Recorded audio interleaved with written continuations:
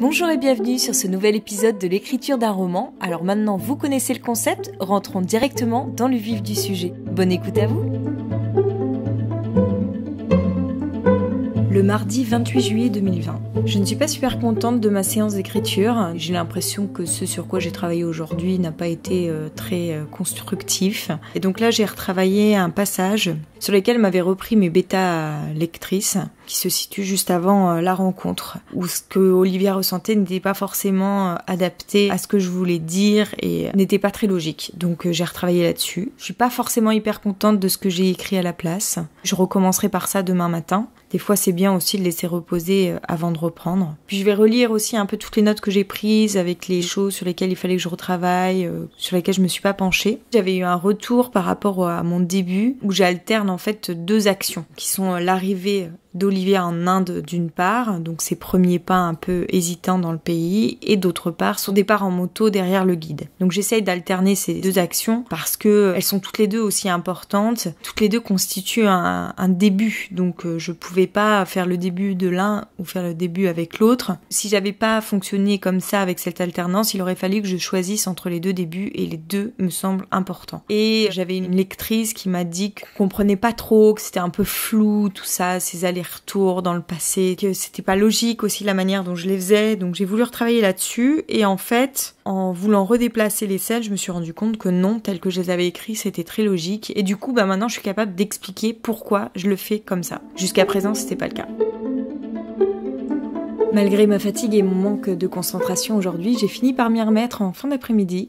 Et là, j'ai vachement bien travaillé, j'ai travaillé plus de 4 heures sur la séquence de la rencontre. Et en fait, voilà, je suis toujours en train de travailler sur les sentiments d'Olivia. Et du coup, en même temps, je travaille aussi sur ceux de Souraj parce que je pense que je reprendrai pas le roman avec ses sentiments à lui. Je pense que c'est bien de les mêler tous les deux au fur et à mesure. J'essaie vraiment de comprendre ce qui se passe à travers leur tête pour vraiment être au plus juste de ce qui pourrait se passer entre eux. Donc là, par exemple, dans cette scène, j'avais tout un passage qui me semblait pas trop cohérent, où je résumais un peu les échanges qu'ils avaient, parce que bon, il y a certains dialogues que je mets, mais je mets pas tout le dialogue, sinon ça serait un peu chiant. Et donc, il y a certains autres passages de dialogue que je résume. Et en fait, comme je l'avais pas écrit ce dialogue, le résumé que j'en avais fait était pas très cohérent par rapport à ce qui se passait dans leur tête à chacun.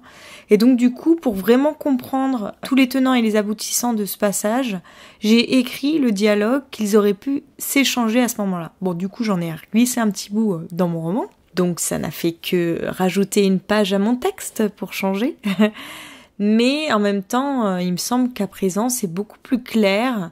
L'enchaînement se fait beaucoup mieux, on comprend mieux ce qui se passe. Bon là, je commence vraiment à fatiguer, donc je vais m'arrêter là pour aujourd'hui. J'ai pas fini la fin de la scène, qui me semble un petit peu bâclée par rapport au reste. Et donc je vais reprendre la fin de la scène demain pour continuer un peu ce travail de fond. Et ensuite, je relirai toute la scène pour voir si, telle quelle, elle me semble cohérente, s'il n'y a pas des passages un peu longuets, si je peux pas raccourcir ou synthétiser d'autres moments. Donc c'est un gros travail de fond sur lequel je m'engage là, mais je pense que c'est important de m'y mettre comme ça avant de tout relire, parce que une fois que tout ça me semblera cohérent, il n'y a pas de raison pour qu'il y ait des ventres mous ou des moments creux. Je pense que la force de mon roman, c'est la caractérisation de mes personnages. Mes personnages sont très forts, ils sont très subtils. Je pense que là-dessus, j'ai bien réussi. Après, les autres points, c'est plus délicat.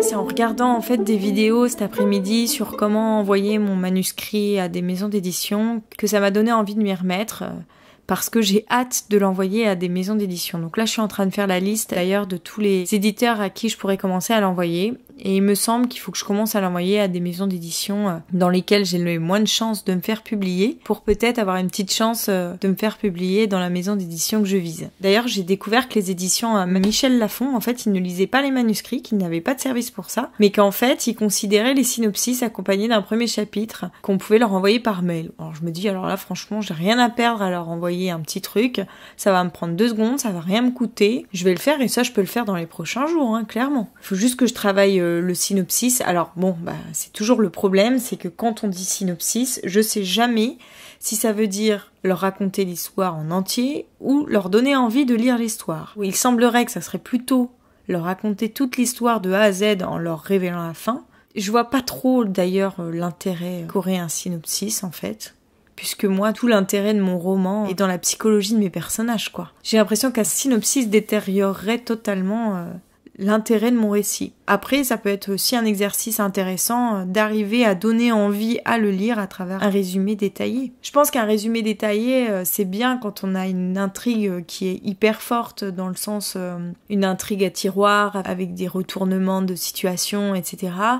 Moi, je veux dire, mon roman, clairement, même si j'essaye d'en faire quelque chose d'intriguant, c'est pas là-dessus qu'il joue. C'est beaucoup plus intimiste que ça. Donc, bon, je sais pas trop si j'arriverai à les capter avec mon synopsis. Mais je vais tenter l'exercice. Ça peut être pas mal. Ça peut être aussi là-dessus que je travaille demain. Bon bah voilà, c'est reparti en fait. Je savais pas trop quoi faire ce matin et puis là, la grosse séance de cet après-midi, ça m'a bien remis dedans. C'est plutôt cool. Donc je vais m'arrêter là pour ce soir parce que hier soir, je suis restée derrière l'ordinateur à travailler sur tous mes projets jusque tard et en fait, je crois que c'est un petit peu ça qui m'a empêchée de dormir et ce qui fait que je suis crevée aujourd'hui. Et donc du coup, quand je suis crevée, je passe pas des très bonnes journées. C'est important d'avoir une bonne hygiène de vie quand on écrit. Le mercredi 29 juillet 2020. Alors hier, malgré ma fatigue, comme je disais, j'ai énormément travaillé. Et quand j'ai fait le compte du temps que j'ai passé sur mon roman, en fait, j'ai travaillé plus de 7 heures. Je crois que c'est la plus grosse séance d'écriture que j'ai jamais faite de ma vie. Donc ça, c'est top.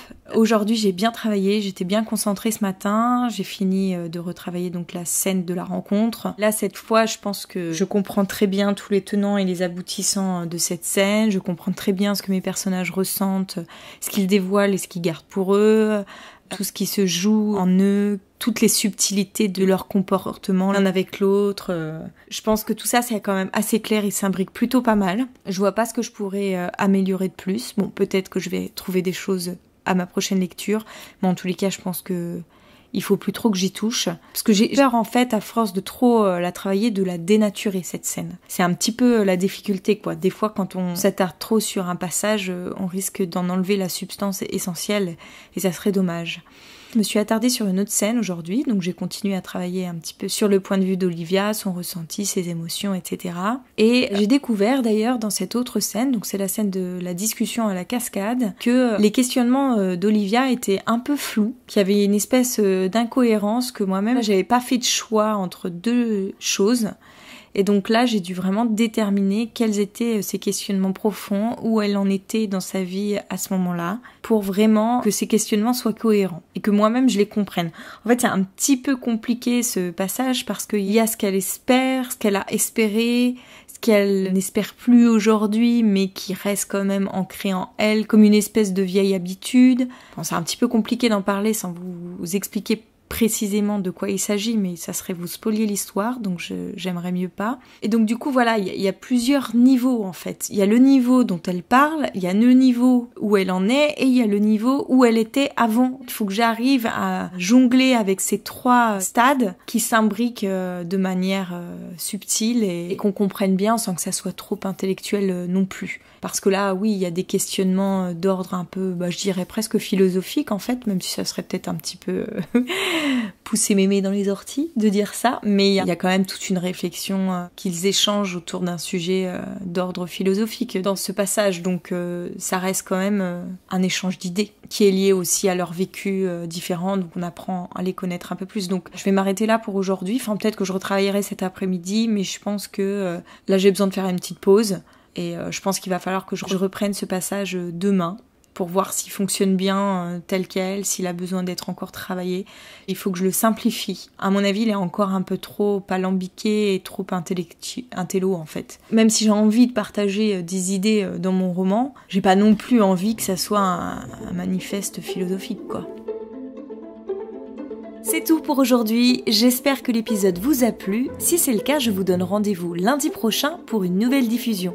Si vous avez aimé, n'hésitez pas à me le faire savoir en vous abonnant au podcast par exemple, ou même en le partageant autour de vous. Et pour échanger avec moi, ça se passe sur Instagram, où vous me retrouverez sous le nom d'Aurélie Horner. À bientôt!